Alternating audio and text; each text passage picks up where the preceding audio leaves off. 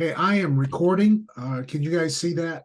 So just to let you know, and let me just so that for people who can't join today, what I'll do is be able to download this to the class when I provide the orientation. So let me open us with just a brief word of prayer.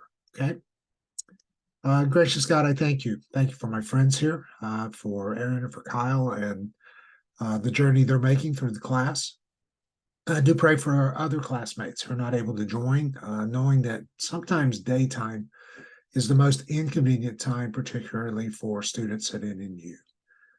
So just pray, Lord, that whatever circumstance that prevents them from joining, it's nothing dire, and that your grace is at work in each and every person's lives. Pray your guidance in our conversations at this time, and just pray, Lord, that the information that we cover actually provides the kind of preparation for a good final project. That's this in Christ's name. Amen. Well, I always do this first. I did not know, in light of the reading in the class, if there was any questions that you had up to this point, anything in the course discussion that just you wanted just to kind of test out an idea with me, or if you're probably tired of hearing all the presentations I've done online, maybe that's the last thing you need is actually to hear me speak one more time. But any questions or concerns out of the material itself?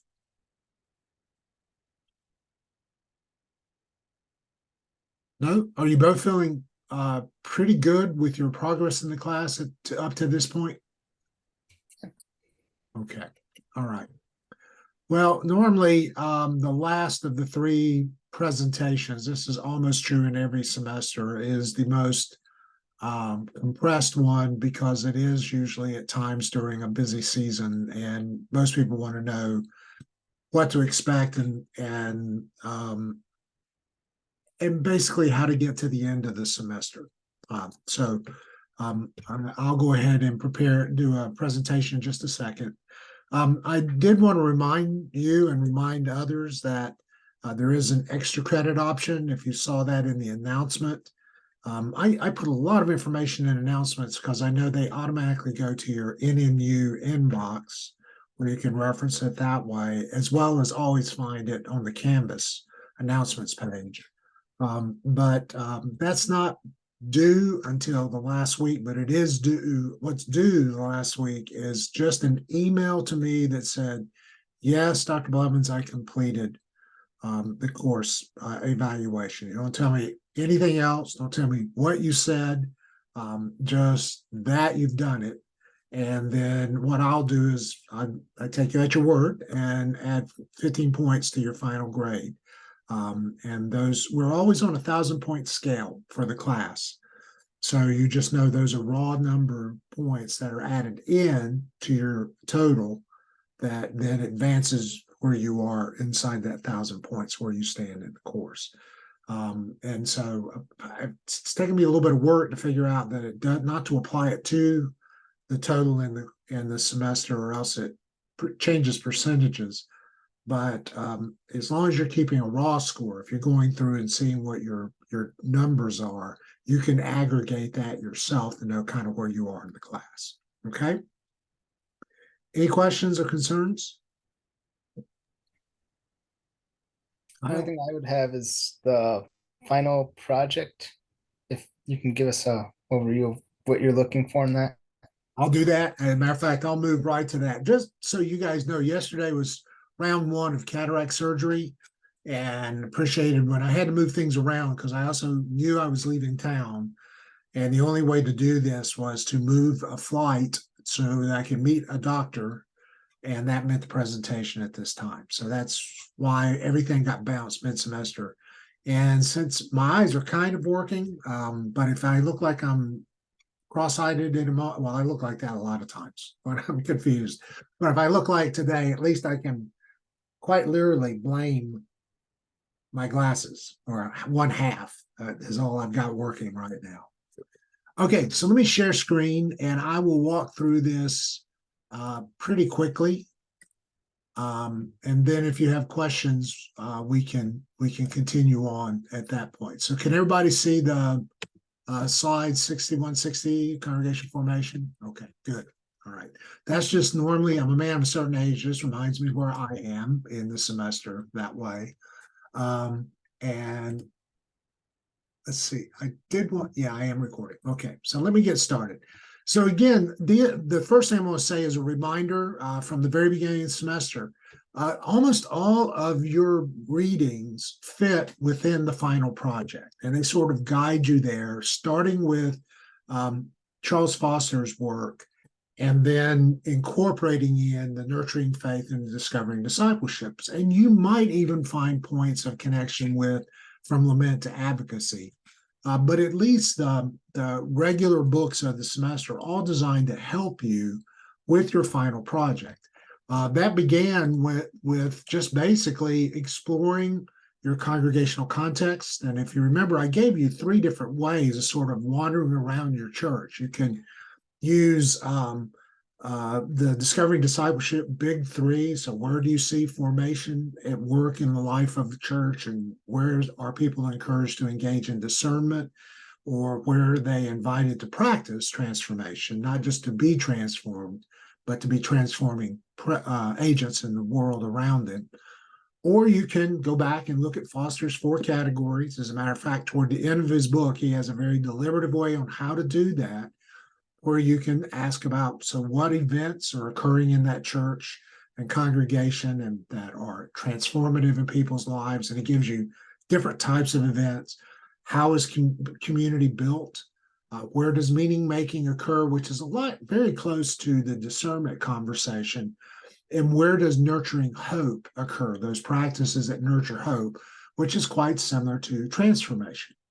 So in a way, you can fit Foster's 4 into the 3, and the events and the building community kind of go together under the formation heading. And that's a way to wander around inside your church. Or you can use Lamport and Edie's 6 approaches, where they talk about meaningful commemorations and mutual disclosure, closer to the formation. They talk about generous humility around Scripture, intentional citizenship, and probing reflection. All of those sort of fitting within the discernment phrase. And then they add the faithful gestures, which is pretty close to nurturing hope or transformation. So all 3 of the texts kind of give you similar ways of wandering around a congregation. It's really which ones do you want to use to sort of describe the church, the context that you're in. Already, I hope you've been doing that as the semester has unpacked itself. And then originally, I'd already reminded you to think about demographic information, something about the church's name, its location, its size, its history. Just wander around the community there, try to capture the elements or processes alongside a list of all the programs. Yes, you can mention things like Sunday school, women's ministry, youth group, but also what are some of the processes? How do things get done there? And again, that's where the formation, discernment, transformation describes sort of processes that go on. And I did encourage you from the beginning of the semester to think about a kind of snapshot metaphor of the congregation. I mean, is it a big church? Is it a discipleship leaning church? Is it a family oriented church? Some way that you might sort of capture a metaphor, much like you chose a metaphor for your theology. It's just one way to do it. And all of this you should have been doing, but it is that's why I said early in the semester, it is part of the final strategy. And even at the beginning semester, I said, pay attention to the final rubric for the final project. So where are we now? Right now in the semester, we are into this component, and you can read the assignment in the syllabus or in the Canvas under week 7. It's the last assignment that's there. And basically, you're to write a strategy for possible changes in implementation for future ministry within that context based on course knowledge. So, yeah, I do expect you to draw from material in the semester. It doesn't have to be even the book that Maddox and myself use the most. It could be Edie and Lamport or other types of material. But I am trying to say, look for how you're utilizing the material you've been reading to guide you in your final major project. And in that assignment, it says it includes the congregation's historical approach to educational ministry, its present strengths and weaknesses, age level considerations, comprehensive organization, and practical strategies for change. Those are the elements. And in a way, then what you do, those things come right out of the statement inside the syllabus. And if you look at it already, you know that you've been doing a lot of this if you've been working on the project as you've gone along. So the historical approach to educational ministry, you're wandering around describes that. Strengths and weaknesses, yeah, in your analysis, maybe this is areas, maybe it's strong in formation, not so strong in discernment. Maybe there are points of improvement around transformation, how to help make it better in that. We've been talking about age level considerations already this week. So in a way, you're down to the organization and practical strategies that are elements to kind of consider in light of the assignment as it's written that you pick up. But you also have a rubric. And the rubric restates these in a way that provides a framework for assessment. So the next elements I show you are literally parts of the rubric that is under the category commendable. So this would be not distinctive, but this would be, is this a good project if I can accomplish these things? And it's not just acceptable, but it is commendable if you were to pay attention to all of these. Notice the overlap. So one of the things I assessed you for is a reasonable overview of the congregation's use, including use of at least some of the descriptive categories for assessment.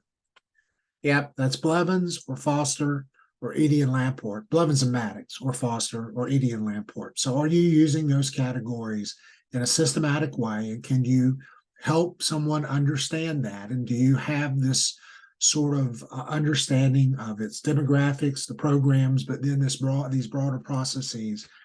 And think of me as someone who's never visited your church before, so you can sort of provide a reasonable overview. Will you know everything? Obviously not. But will you have spent some time thinking about the church? If you're pastoring it, I think that's a no-brainer. But if you're a part of a church, it might mean a conversation, maybe with a pastor or someone as well, just to kind of get a sense that you're having a reasonable understanding of that. I don't want you to get completely bogged down with what I call a paralysis of analysis, but I want you to at least be able to characterize, not caricature, but characterize that church and have a sense of the whole of that church as you go along.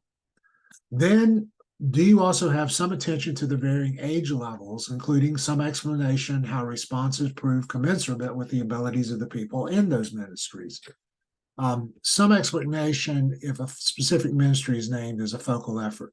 So this is a good place to say, am I supposed to deal with the whole church, or can I just focus on children's ministry or youth ministry inside a church? Well, you can get more specific, particularly if that's your area of responsibility. But I want you to treat that age level ministry in light of the whole of the church. There's a famous phrase, it's called a one-eared Mickey Mouse. If you can think about that visually. And a lot of times we've tended to approach age level ministry like a mouse ear, like a silo, and not think about how the whole church as a whole informs that ministry. And in this class, you're not allowed to do that. So you may have an age level specialization, but you really need to think, so how does the life of the church as a whole also inform? If it's children, where do children fit within the fellowship and the community building of that church? When are they actually having an opportunity to nurture hope through service? Are they participants within transforming events as well as being a part of the children's church? But would they have a chance to really know the fullness of what that church offers eventfully? And is the meaning making commensurate with their age level? So it takes seriously that, but are they also allowed then to contribute to other people's meaning making and what they contribute to an intergenerational framework? That's how you think about, the specialization of maybe an age level ministry, but also the life of the church as a whole. And so so you can be attentive to that in your final project. You could mention sort of a balance, whether your church has a stronger adult ministry than children's ministry, or whether youth needs some renovation, so to speak. And that just shows you're aware of those different age level ministries. Or you can choose to spend a little more time in one of those, but just don't leave the whole church behind. It's a kind of both and between that first element, the overview of the congregation, and that second element, an understanding of age levels. I expect to see both in your strategy and the way in which you have considered them. Up until now, at that point, if 50% of your report is really more analysis, that's fine. If you show that you've done really good analysis, then you don't have to write up elaborate strategies on the back end. But I do want you to begin to think about how you can help that church become, not merely name how it is faithful already, but become more faithful in and through your suggestions as a strategy. And I will say this, I don't expect you to completely renovate and completely turn over what that church is doing. One thing we've learned in pastoral ministry, and I've seen this a lot, particularly at the undergraduate, when people walk in and say, well, this church should and ought to fill in the blank, and try to force a church into massive change, it can be a very painful experience. Every church, this is a pastoral perspective, every church brings strengths as well as has certain constraints, limitations, weaknesses. You can borrow the language you want. And one thing we've learned in ministry, it's better to build off the strengths as much as it is to focus merely on correcting all the weaknesses. And so my language in this class for that last project is not how are you going to demonstrate that the church's faithfulness or the ministry context is really bad, but how are you thinking about helping that church, regardless of where it is, become just a little more faithful down the road? That's what the strategy should be able to do. And the better your analysis, the more strategic your changes when it comes to what you want them to accomplish. One thing I hope you want them to do is to even rethink and re-envision what faithfulness looks like from their standpoint. So I do ask you to write a mission statement for the education and formation that goes on within that church.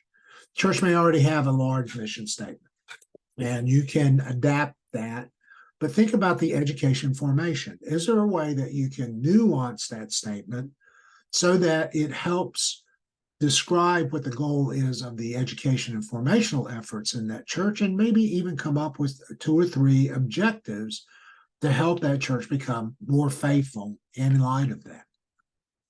And if you remember, this is where your whole second exercise, that one where I ask you for the metaphor and for you to outline your own theology of education and formation, that's where you bring that in underneath that mission statement, sort of saying, this is why I think this mission statement would be helpful. So it's not merely adopting what the church already has to offer, nor imposing your will, but bringing those two together to come up with what you think would be, from a theological standpoint, a little more faithful mission statement to help that church move forward in light of your own vision and theological vision and understanding of God's faithfulness through education and formation.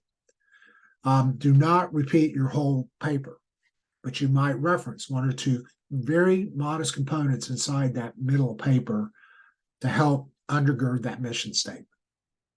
But it doesn't have to be a ton. You're not merely regurgitating that whole paper, nor merely basically mimicking what the church already does. You're trying to find that sweet spot in between, provide a mission statement that, as I read it, really reflects both where that church is and what your hope would be in light of your own convictions when it comes to education and formation.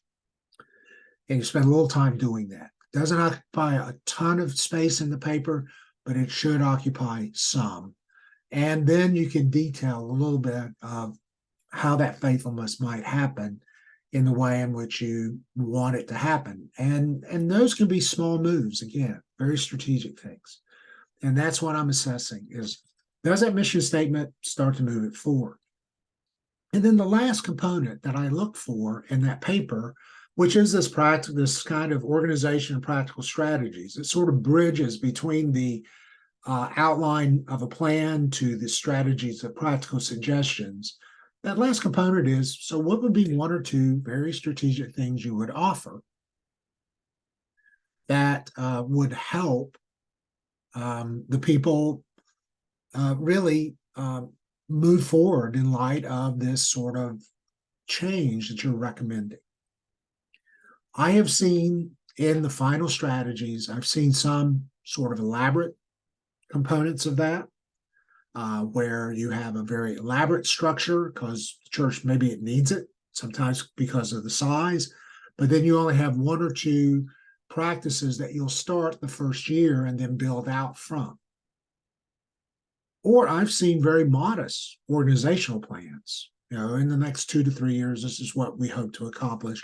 But I've seen very specific strategies that you've thought through. And you've addressed things like, where could conflict might come up, and what do you need to make that strategy work? What are the kind of administrative challenges, either in funding those strategies or reorganization, or do you need a team around you to make those things happen? You're thinking very practically about those strategies, but you're elaborating more before it's all said and done.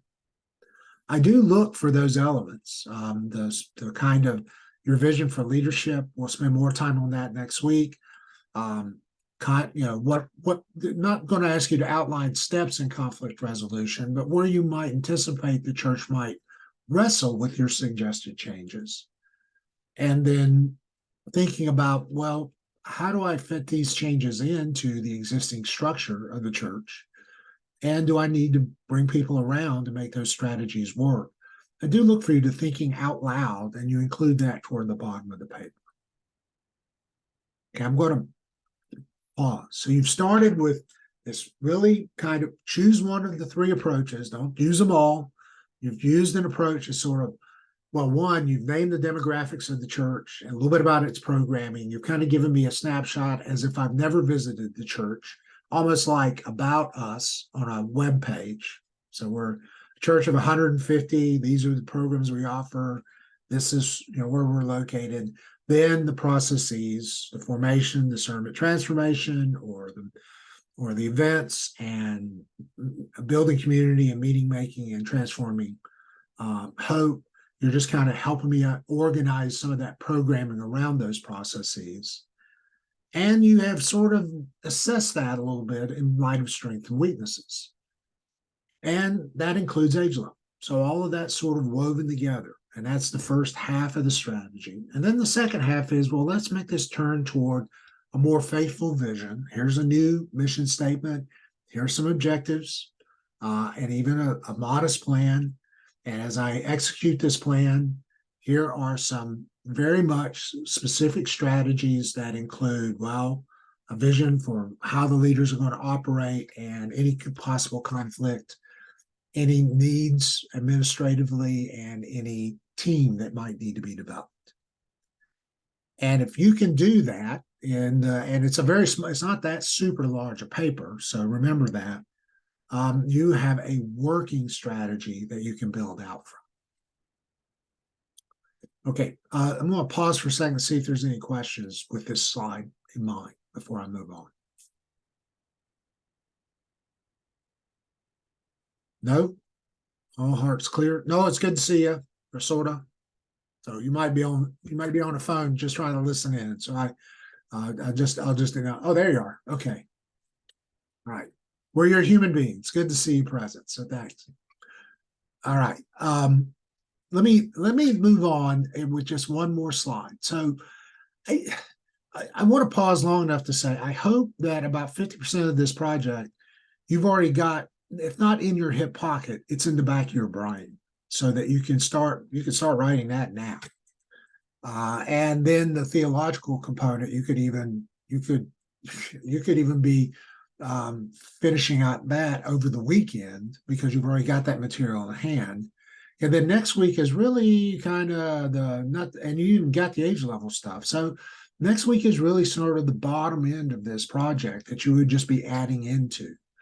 And the condensed nature of this class, we have to do it this way for the final project because you just don't have that kind of bandwidth next week to suddenly stop and have like a whole 3 days to work on.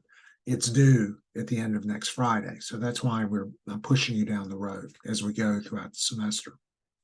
If you haven't been doing that, I would really encourage you to get moving pretty soon, even as we're wrapping up this week and going into next week. I did want to show one other slide, and I only want you to know that that the final, basically, the best way to say it is the final project is the comprehensive assessment for this entire semester, both on your work, but also in what the course is designed to do. So this is the major point of sort of recognizing how the goals of NNU and this class and your education come together through this major project. Now, your theological reflection is equally important, but we know there are other classes where you're going to have an opportunity to do more work in theology. All of you except for Noah, who's hoping this is his last class and hoping that he never has to see me again, at least in a formal class situation after next week. But for the rest of you, there are going to be other opportunities to deepen that theological well. And I would say there are going to be other classes even to deepen both your contextual awareness and your ministry practice. But this class is really, when it comes to education formation, this is where we want to see this demonstrated. So pay attention to that the rubrics really are testing you and to some degree testing the program on its ability to analyze and describe a ministry context in light of its local history, identifying the characteristics of the cultural context of ministry, assessing them through appropriate theological perspective, and then comparing existing cultures with alternative cultural expressions, and develops personal and corporate practices consistent with the kingdom of God. That is a ability statement that probably has too many dependent clauses in it, to say the least. You can almost see that as multiple bullet points. But that's what we want you to be able to do. So the very thing you're doing for me for this final project, we would trust you would have a sort of conceptual toolkit that as you leave the church you're currently in and move to another church next time, you could sort of replicate those kinds of, best way to say it is those kinds of contextual abilities, both in reading your congregation, its culture, and the culture around it all together. We also want you to have the ability to describe and apply knowledge of human development, leading people to Christian maturity. We're no longer as interested in ages and stages. I think if you saw my work, even if you heard the supplemental videos, the whole preoccupation with ages and stages is less important trying to fit everybody into universal categories as it is to recognize people change over time and change through different experiences and encounters. And frankly, the reason most of those age levels worked so well early was the underlying narratives that many of those theorists would use, where we recognized, well, there are people that just kind of fit those categories. It's not that we don't try to sandwich everybody in a box, but every once in a while we find people that in their responses to us, it kind of helps us understand where they are in their own journey. And so we want you to be generally aware of why people change over time and how that connects to, yes, age levels like children and youth and adults in our given society. We do want you to demonstrate an ability to envision and implement Christian education in a local church. And you're crafting a mission statement and envisioning what that might look like should demonstrate that. But I hope you hear, really, we're just looking for the conceptual tools so that if you move to another church, you may have to rethink even your own theology a little bit in light of a new cultural encounter. But hopefully that theology will be robust enough that you can actually help the church also in a way you implement your leadership there and helping it to deepen its own faithfulness. And then the last ability statement is to oversee ministry using management skills, including servant leadership, conflict resolution, administration, and team building. That's more modest in this program. When I have taught this class in other settings, I've had whole classes dedicated almost to nothing but those 4 categories. You can imagine a week given to each one of them, and you probably still wouldn't have enough. Here, we know, though, that and one thing we've always seen in our encounter with From Lament to Advocacy, we know that even culture changes how conflict resolution is understood from one culture to the next. And so we're just asking, are you mindful of your own understanding of leadership? Are you mindful that conflict can occur? Do you think carefully about what it means to administer or minister to others? A lot of the reading next week will cover some of that material. And are you really concerned that it isn't all about just you, but normally good ministry includes community? And how are you thinking about that in light of your own this project, so that any other church you walk into, these categories are still working in your head as you leave the program?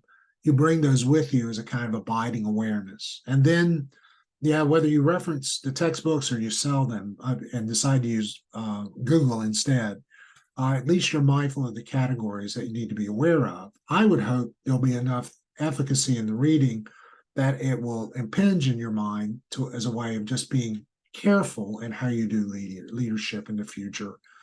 But understand that you don't write this project so that you pick it up and automatically transport it to every new church and context without first going back to that CS6, having a dialogue with that context and thinking again how to adapt the approaches in a way that'll help that congregation or that ministry context become more faithful as you move along as well. So I hope you see that. Let me just remind you again, notice how much the project has already happened from initial analysis to theological rationale. Those are there. All you're really being asked to do in part is to build out of the work we're doing this week and definitely next week, the leadership component. And I would just basically say, as you write it, do keep these rubrics in mind as a way of making sure you're addressing those, because that's what I'll look to as well, just to make sure that you're being attentive to the demands of the final assignment in the way in which you do that. There's coaching for writing. So yes, just like you do any project, good headers help you a lot. Introducing the project, providing an outline of the project. When you use resources from the class, reference them. And always, one way to think about that is that you're referencing it so you're demonstrating to the professor that this is how you are mindful in using resources from the class, definitely when you're suggesting something that intersects with the course content. But I would do it, and one thing you could think about is doing it in such a way that you do it in footnotes, so that if you were to present this to a church board or to a minister discipleship team, or maybe just a congregational leader in your church, those could be end notes and you could strip those out so that you don't have to, you don't have to spend a whole lot of time quoting material from the readings. You merely have to reference the material as you're using it and writing the strategy. I hope that makes sense to everybody. This is not what I learned in congregational education formation in 7 weeks or less, but it's really more, here's a strategy. I think this can help a church be a little more faithful. And oh, by the way, here's how the resources did influence through the footnoting what I want to accomplish. But the end goal of this project, it is a grade. I'm not going to lie to you. And I do assessment through the rubric, but I'm going to do it in a hurry. So I'm relying it on the rubric because of when it hits and then when grades are due. I'm really working out of sort of 2 postures. One is, 3 postures. One is to really address the core competencies in working on the material. B, Well, were you mindful of where content from within the course informed that? But C, and C is very important. This is the pertinence question. Would this actually make a difference in that church or ministry context? When I teach this class in programs that are longer than 7 weeks, and so not as compressed, I usually actually require for a student to run their final project by someone at the church who is a peer supervisor to give them feedback at the end of the semester on its efficacy in light of that person's understanding of that church. And they submit that review to me. It's not really comprehensive. It's just what they found was good, limitations, places that might be difficult to implement, is a way of actually asking that pertinence question. And I want you to think about whether it's your ministry mentor in the program, or if it's just somebody else in the church, that as you submit your draft to me, if you handed it to them, what might they say in light of reading that? How might they respond to it? Because I think that's almost as important as did you hit the categories and did you reference the material? Hitting the categories, by the way, is coherence. Referencing the material is consistent with the materials that the program provided for you, the underlying material. But that pertinence question to me is equally important. What difference does this make? You're in graduate theological education. I hope you hear my heart is that I really want this to be something that you can walk out of here and might actually do good in life of the local congregation. I don't want you to be self-deceived that in 7 weeks you can solve any church's education and formation problems. I know better than that. But could it be the kind of thing that could help them take one more step toward a better future, a more faithful education and formation? And if you can accomplish that, and oh, by the way, receive a grade for the class at the same time, then this course has accomplished a lot of what it's really designed to do. So I'll close with a general reflection. Is one way to think about the whole flow of the class is that the underlying implicit curriculum was to lead you through a series of assigned readings and course interaction for you to find things that were important that I assumed from the beginning of the semester already was conditioned to some degree by your initial reflection upon your local ministry context. And so my hunch was, it doesn't always work this way, that actually starting with thinking about your ministry context also influenced even some of the things that you read and reflected upon as the semester went along. Not everything. I mean, it wasn't designed for that. Sometimes it might have been a personal reflection or maybe just a conundrum that you've seen that's bigger than any one church or tradition. But that at least that was percolating underneath. And even as you wrote your theology, already now the context and the theology are starting to work. So now the strategy flows out of the whole curriculum conversation. Now, here's the other thing I trusted, is that your conversations with each other each week, though, helped you and helped each other in how you grew and learned together. You've got more than enough content for me. I much prefer being guide on the side than a sage on the stage. It's just the way this program is designed. You get a lot of my voice in focused lectures one way or another, including the book itself. And so you don't need to mimic back to me what I think is important. I hope your interaction with each other has helped sharpen what you think is important in light of your conversations with your classmates. And I'm hoping you'll have in your ear in that final project other people that are a part of the class who may not even be here today, but that you've learned from as you have engaged with each other online.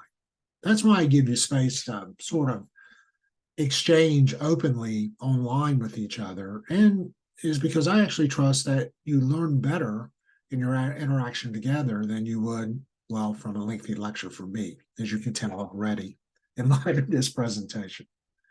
So I'll end it there, and hopefully this will give you enough to know how to write that final project. But I'm going to stop the share and see if there are any other concerns. Let me find them. Any questions or concerns based on the presentation?